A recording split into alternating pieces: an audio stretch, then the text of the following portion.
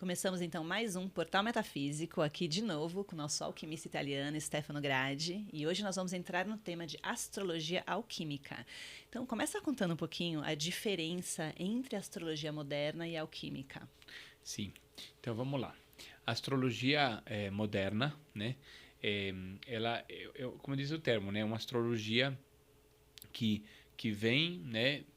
Dessa época, tipo assim, de onde que vem a astrologia? De agora? Não, vem, por exemplo, se você estuda inteligência artificial, não tinha esse assunto 1000 anos atrás, é um assunto de agora, né? Então, se você quer estudar inteligência artificial, você tem que estar estudando com as pessoas do momento atual, porque são eles que estão estudando, pesquisando. Agora, a astrologia moderna, porque já fala, né? A astrologia moderna é porque tem uma antiga, né? Então, a alquímica é antiga. Então, a alquímica ela é da época da Babilônia, né? Existe a Védica também, que é antiga, mas eu gosto da astrologia alquímica, que é uma astrologia suméria, da época da Babilônia. Então, a astrologia alquímica ela tem uma visão diferenciada porque ela conecta com a espiritualidade. Na astrologia moderna, você tem uma visão mais determinista, às vezes, dependendo também da que existem várias astrologias modernas diferentes também. E o astrólogo também, ele pode ser um astrólogo psicólogo, ele pode usar algumas coisas, ele pode misturar, né? Mas em geral, a astrologia moderna, a principal diferença é que a astrologia moderna foca muito na visão dos planetas no signo. Não que ele não tenha a visão da casa, mas ele foca para a astrologia moderna o signo e o planeta no signo é o importante. Então, para a astrologia moderna, por exemplo, você diz qual é o seu signo? É o Sol no signo que você nasceu. Então, pela data dá para saber, que é aquela que a gente usa para fazer o horóscopo, por exemplo. Aí você pode olhar o mapa e você descobre que a tua lua está em aquário, está em Áries, está em touro, meu Marte está não sei o quê. E a leitura é muito focada no signo. Tem também a leitura focada na casa, mas dá para ver que a ênfase maior é no signo. E quando você pergunta para um astrólogo moderno o que a casa é, eu que estudo astrologia alquímica percebo que é como se realmente ele não tenha uma resposta conclusiva. Porque se você fala assim, o que é o signo? O signo é a constelação zodiacal. O que é o planeta? O planeta é o planeta. E a casa? Tipo, a casa seria o quê? Aí a pessoa fala, é uma área da vida. Tá, Normalmente, né? mas eu que As 12 casas. mas aonde que está essa área? Entendeu? Tipo assim, a constelação eu sei o endereço. Se eu quiser apontar, eu sei. Se eu falar do planeta, eu sei. E a casa está onde? Então, é como se fosse para mim uma resposta não conclusiva. Se você pergunta a um astrólogo o que é a casa, ele vai te responder que é uma área da vida, né, relacionada a tal coisa. Já para a alquimia, tem uma virada. Porque para a alquimia, as casas são nada mais do que o nosso corpo astrológico. Tipo assim, você astrológico. Nós temos vários corpos e um dos corpos mais sutis, mais, vamos dizer assim, mais bonitos, mais especiais, né, que é o corpo espiritual.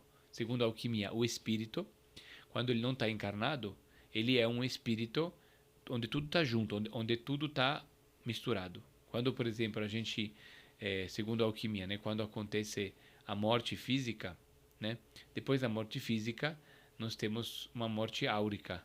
Depois da morte áurica, temos uma morte astrológica. O que são essas mortes? Isso é uma teoria de Nicolas Flamel. Três mortes, a teoria das três mortes de Nicolas Flamel. Então, quando a gente morre, primeiro o nosso corpo físico morre. Depois, não tem aquele filme do Ghost, que tem o holograma do fantasma? O fantasma é o que? A aura da pessoa sem o corpo. Por isso que ela ainda tem uma forma física. Quando você vê o nosso lar e você vê aquelas pessoinhas que tem a cara, ali ainda a aura está subindo lá para se recuperar. Então, nos hospitais que tem em cima das cidades, a aura sobe, está sendo trabalhada ali.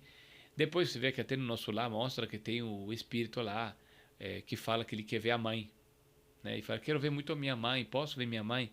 E eles falam, olha, sua mãe, não, é difícil ela conseguir pegar se é sua mãe, porque já é um espírito de luz. O que é um espírito de luz? Já houve a morte astrológica. Então, quando acontece a morte astrológica, acontece a morte áurica E depois da morte astrológica, o que acontece? É como se o espírito ele não vai ter mais a divisão dessa vida com a outra. Todas as vidas que a pessoa viveu estão juntas. Então, todas as vidas estão num conjunto. Então, não tem julgamento, não tem homem e mulher. Se na vida, tipo assim, teve 3 vidas que eu fui homem, 4 que eu fui mulher, e teve também uma vida que eu era, sei lá, um militar, a outra eu era médico, a outra era cientista, a outra era padre. Então, não, tá misturado. Toda informação, não tem mais aquele ego, mas tem a mistura daquilo. Agora, quando você volta para a vida, segundo a alquimia, quando a gente volta para viver, para poder encarnar, a gente tem que fazer como fossem 3 nascimentos, né? Como tem 3 mortes, tem 3 nascimentos. O primeiro nascimento é quando você organiza a tua essência e você reparte em 12 signos. Então você fala, ó, tudo que tenho de guerreiro vai para cá, casa 1. Na casa 1 é onde tem o teu guerreiro. Toda a informação que você tem é a casa 1. Na casa 7, tudo que tem de relacionamentos, casamentos que você teve nas vidas que você passou. Na casa 4, todas as experiências com a origem, com a família. Na casa 10, tudo que você assumiu de responsabilidade. Na casa 2, tudo aquilo que você teve de posse. Se eu não vida pessoal, você foi rei e você teve um castelo, tá lá a experiência de ter um castelo. A casa 3, né? Você tem tudo o que você estudou. Por que quando, por exemplo, quando eu comecei a estudar astrologia, eu me apaixonei. Tipo assim, eu falei, meu Deus, é isso. Mas por quê? Porque provavelmente, e eu fui por que alguns conhecimentos na vida a gente aprende muito rápido e outros não? Às vezes porque você já tem aquela experiência espiritual, né? Aí você tá só lembrando, né? Você tá precisando só reconhecer que tinha, né? Aí você tem um gatilho de fazer uma coisa que te ativa, né? Aí você tem a casa 5, que é das identidades, tudo que você foi, todos os egos que você vestiu nas vidas que você viveu, os nomes, os endereços, quem você foi, qual profissões que você viveu.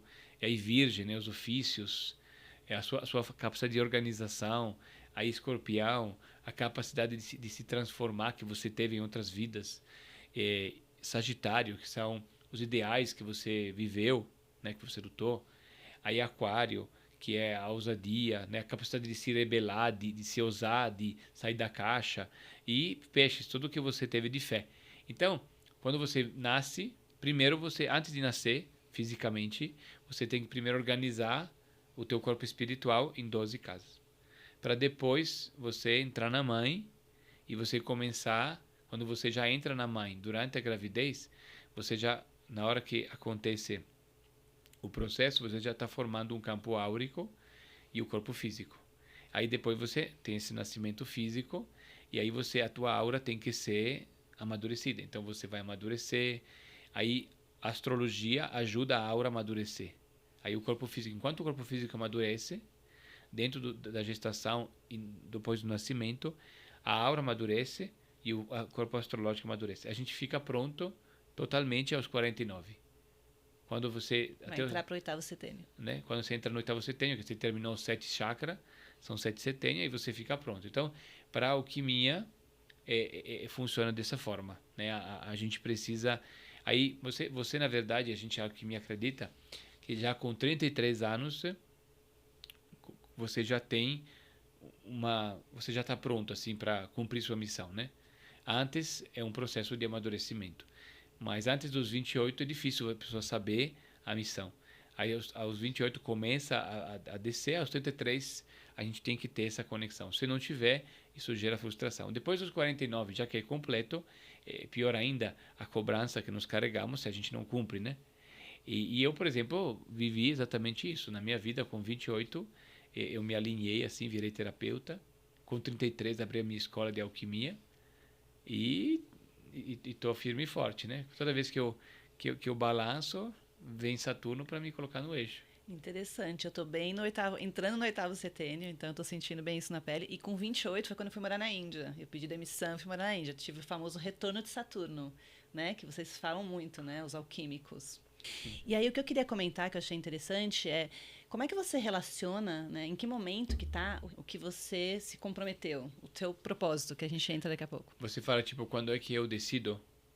Quando é decidido? Isso. Quando você escolhe o que você vai viver aqui, o seu propósito. Normalmente, né?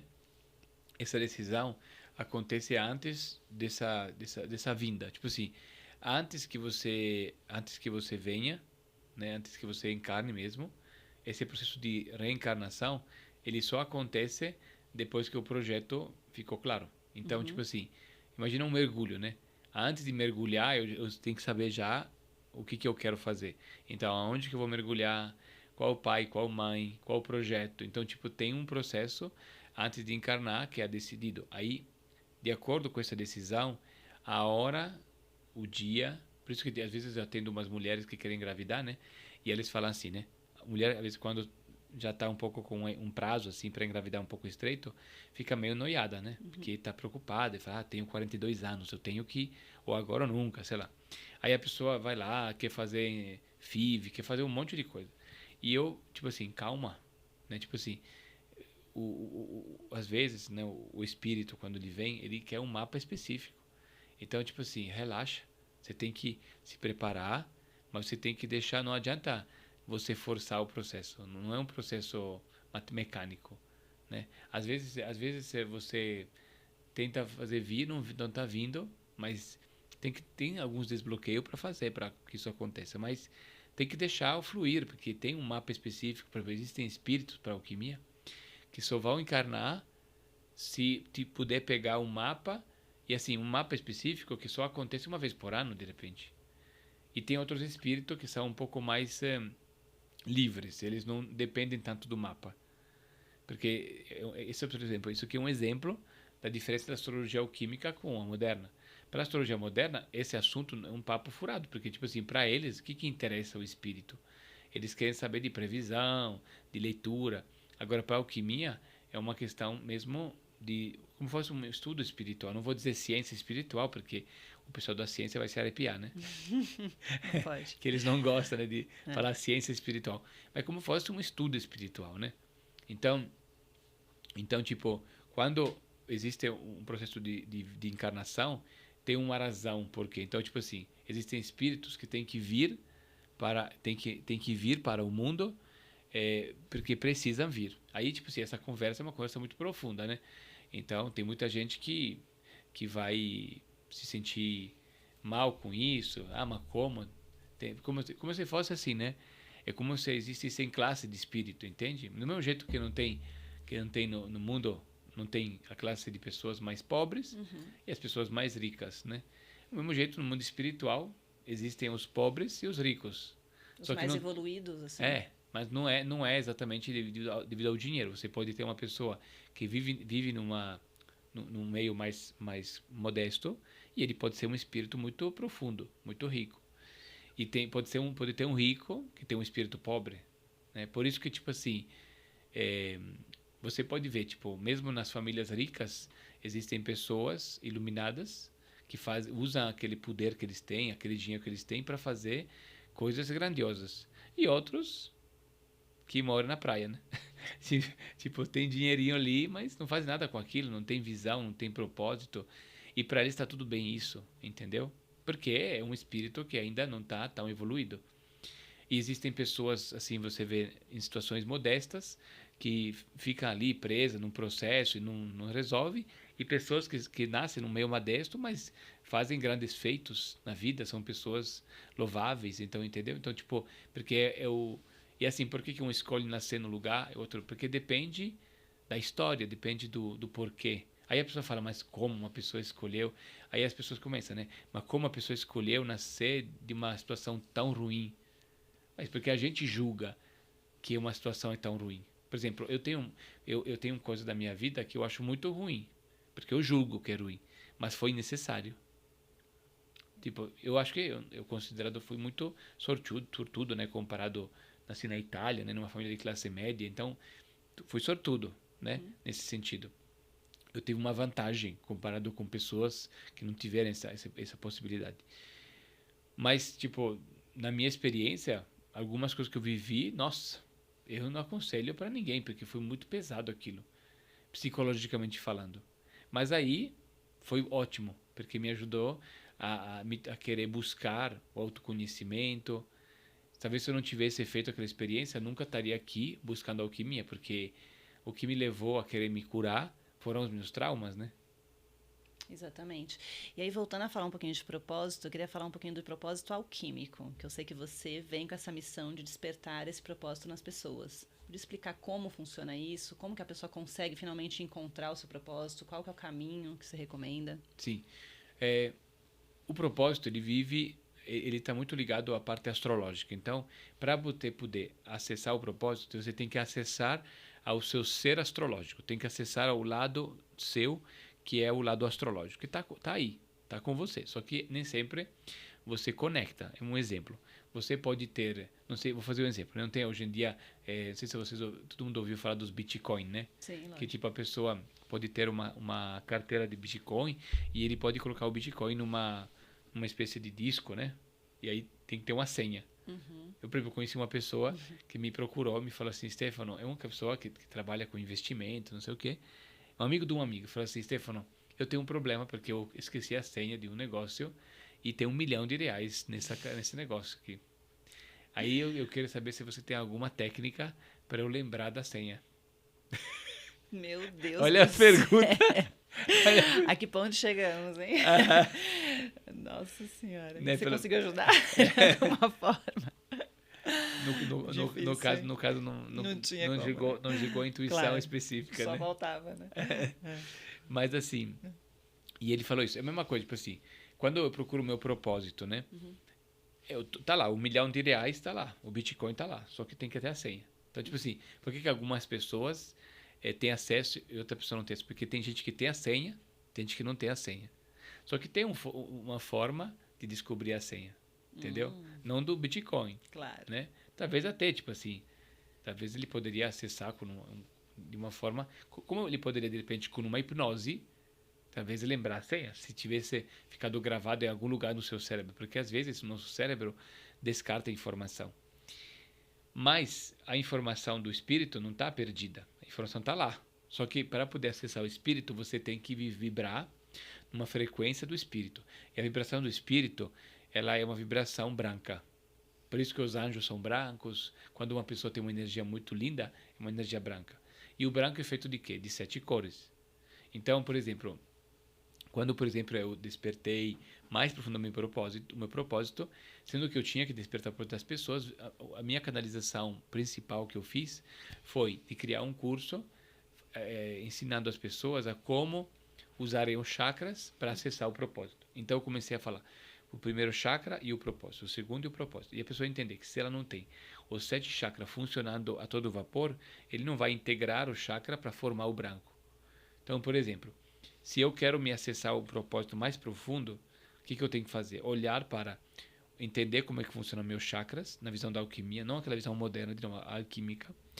E eu tenho que olhar, tipo, olhar para os meus chakras e falar assim, qual o chakra mais fraco hoje? Ah, o segundo, porque eu não cuido tanto do meu corpo físico, eu deveria treinar mais.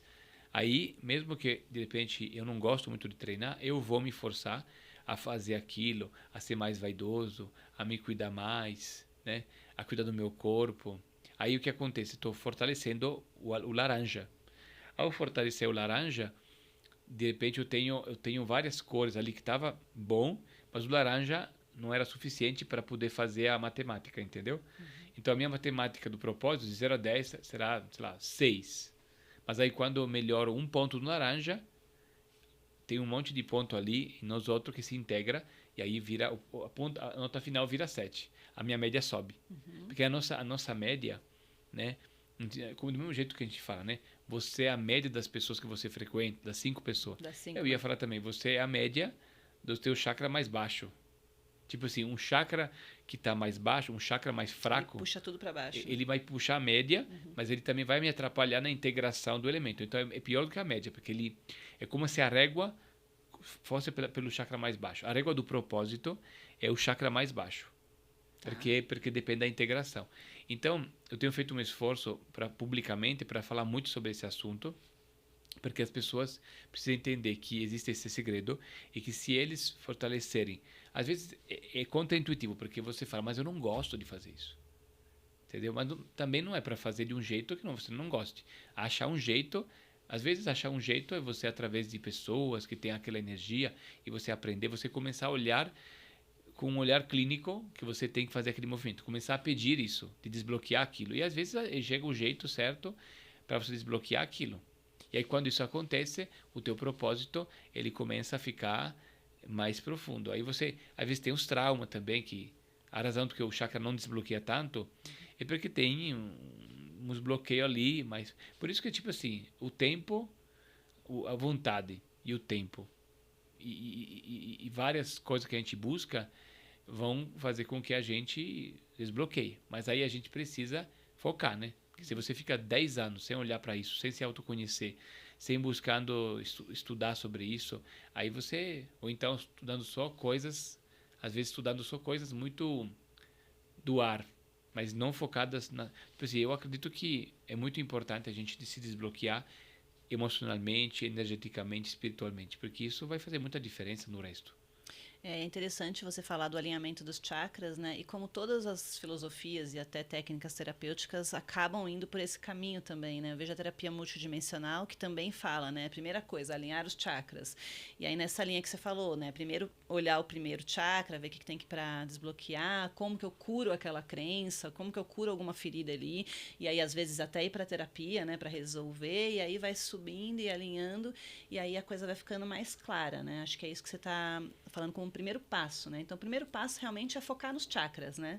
E aí depois... A única coisa que me incomoda hoje em dia, sabe, quando eu olho, por exemplo, por exemplo, ensino algumas técnicas de terapia holística, mas eu nunca falo assim para os meus alunos, tipo assim, você tem que aplicar essa técnica e ela é poderosíssima e só ela, a técnica deve servir. Eu sempre falo assim, essa técnica é maravilhosa, aplique ela, mas procure outras técnicas, porque todas as técnicas se juntam.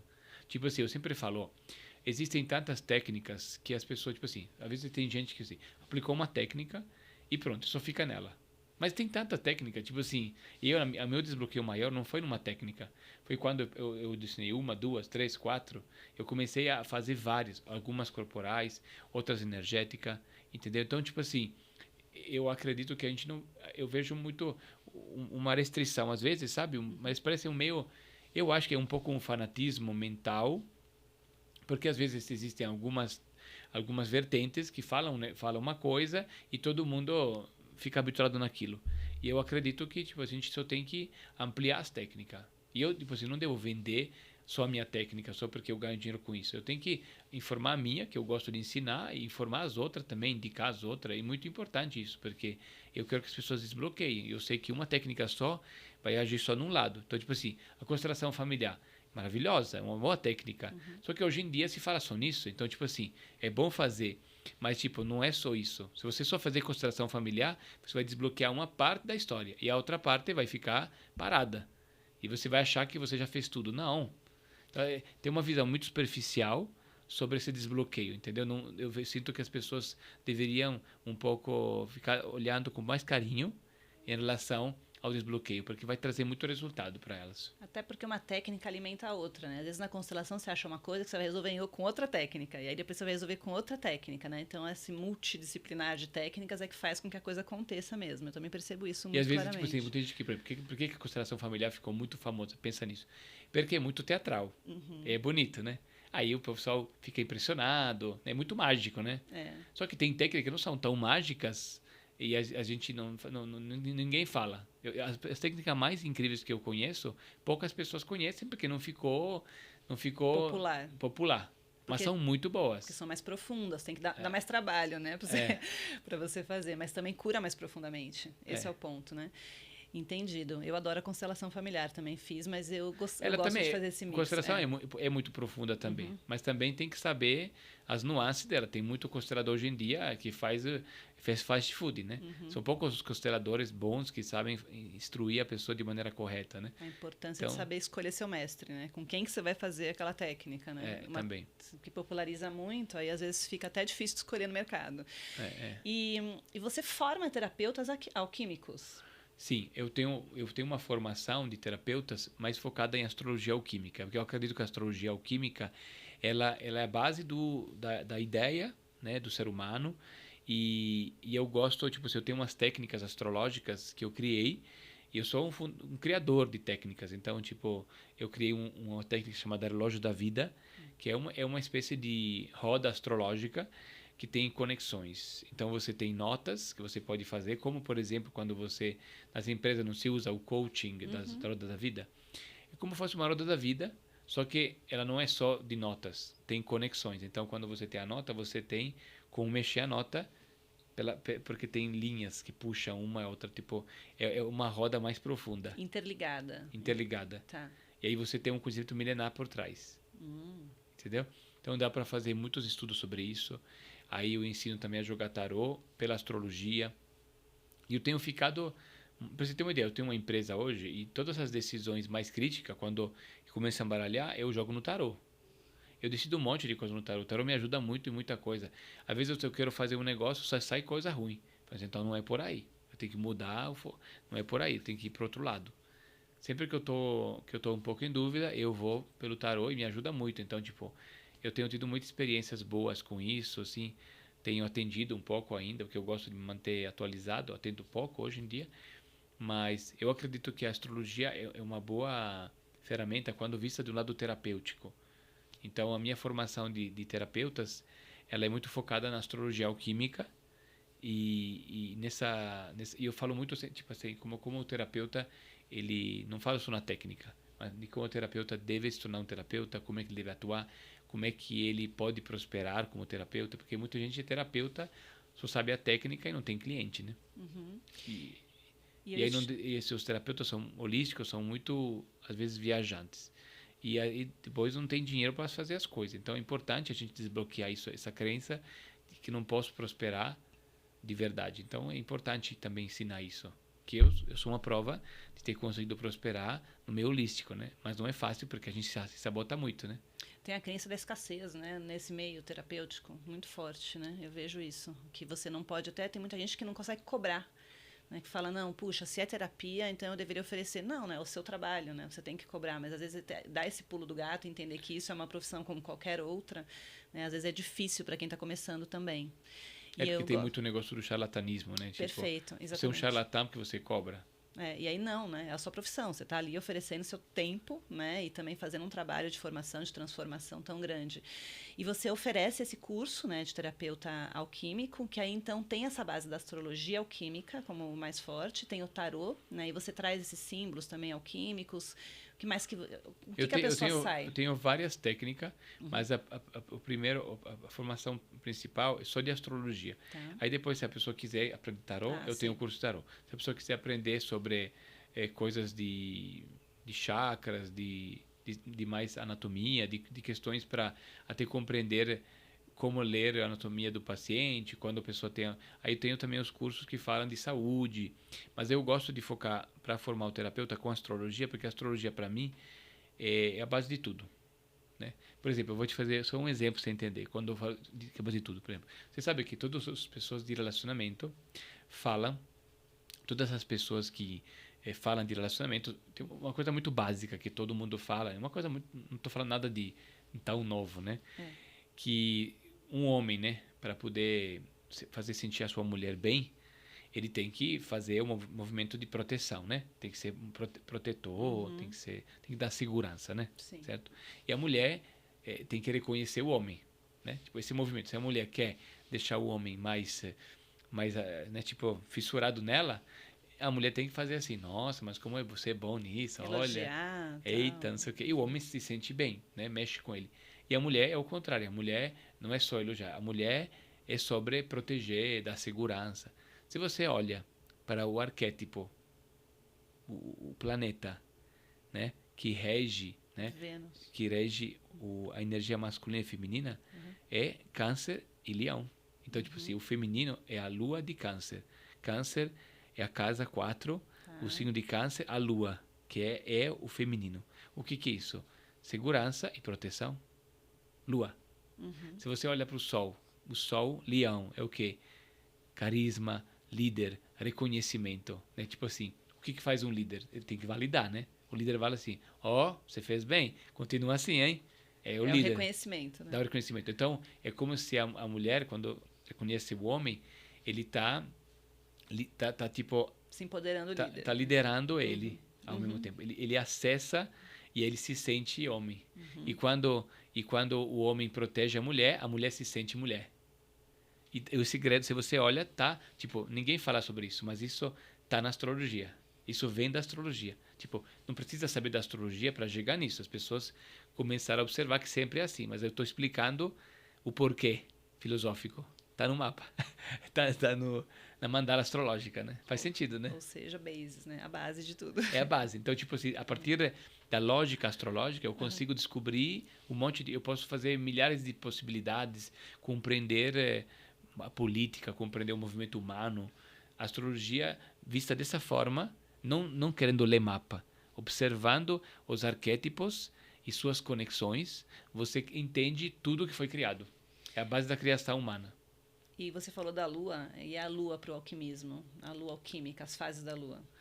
A Lua é muito bom porque sendo que ela passa rápido, né? Ela é o planeta mais rápido de todos. Ele vai criando conexões com signos. A cada 2 dias muda de signo. Então é muito bom porque você consegue fazer um movimento quando você quer fazer transformações. Você se conectando com a Lua, você consegue pegar assim, uma Lua tal, em signo tal. Aí você aproveita aquele portal e você faz uma transformação. Eu usei muitos portais sem querer, assim, né? Às vezes fui querer, assim, determinei. Às vezes foi sem querer. Muitos portais para casar, para fazer depois a cerimônia de 12 anos de casamento. Aí para abrir empresa, para fazer um lançamento de um curso novo. Para abrir empresa, você recomenda? Porque tem gente que recomenda a Lua nova e gente que recomenda a Lua crescente. Não, o ideal é a lua nova, né? Sempre que você vai abrir, né? Uma lua nova, né?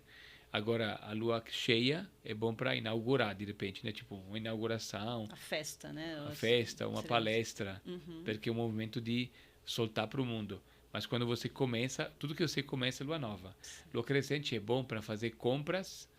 Eu gosto muito para compras, para fazer compras com muito sentido. Tipo, você está em dúvida se eu vou comprar um negócio caro, um carro. Na lua crescente você vai estar mais aterrado para fazer a compra. Você vai estar mais aí sabendo se aquela compra tá legal, entendeu? Comprar um computador, uma coisa assim. Coisas grandiosas, né? Que precisam de uma atenção mais plena. Lua cheia solta para o mundo e lua minguante seria mais para reflexão, resolver pendência, mas é muito importante. Lua minguante é a dica que sempre digo, espalho, coma leve na lua minguante. Sempre na lua minguante, você comendo leve, você consegue à noite acessar mais profundo e resolver muita coisa e acessar portais de transformação. Então, na lua minguante, o alquimista nunca vai... Poderia, tipo assim, poderia ser o meu ídolo me convidar para um jantar, eu não vou. Entendeu? Só na lua nova. Você fica introspectivo. Né? Fica mais quieto em casa. Muito bom, Stefano. Dormir cedo. Dormir cedo, como é leve. Que ótimo papo, mas temos que finalizar o nosso episódio. Obrigada, foi muito bom mesmo. Abraços alquímicos. Você quer comentar alguma coisa de despedida? Não, é isso. E se vocês quiserem aprofundar mais, assim, né? Essa parte do chakra que eu falei é um conteúdo chamado 7 prisões astrológicas que vocês podem encontrar no canal do YouTube Stefano Gradi Alquimia. Vocês podem procurar sobre isso, né? Lá tem uns vídeos também sobre chakras, né? Eu gravei alguns vídeos de chakras mais curtos para aqueles que não estão no lançamento, no curso. E depois vocês podem participar de algum curso ao vivo, que a gente faz umas doações mais profundas lá. Qual que é o endereço do YouTube? Stefano Gradi Alquimia. Muito bom. Muito obrigada. Compartilhe aqui o Portal Metafísico. Se você gostou, se inscreva no canal e a gente segue para o próximo podcast. Obrigada. Obrigada, Stefano. Abraços alquímicos. Abraços alquímicos.